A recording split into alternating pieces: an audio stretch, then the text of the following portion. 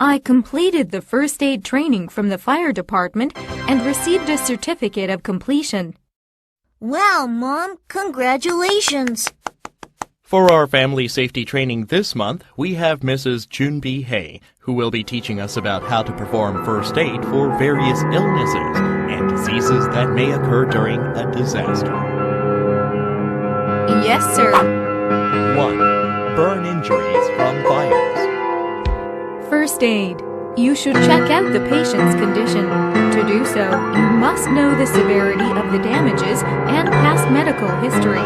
Also, you must wear protective gear, such as gloves, to prevent any infection. When you are performing first aid on site, you have to consider the safety of the victim and yourself.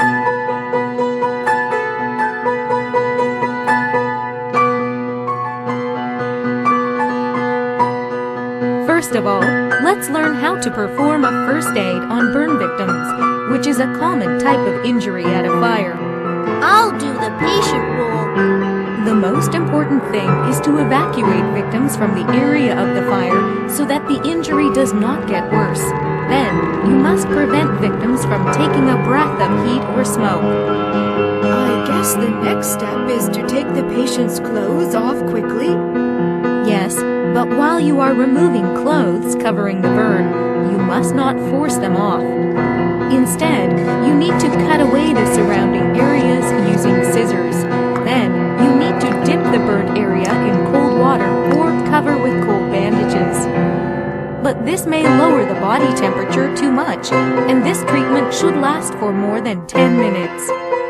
Then, cover the injured area with thick sterilized gauze. Applying alcohol, Vaseline, or oil may increase the chances of infection later and must be avoided.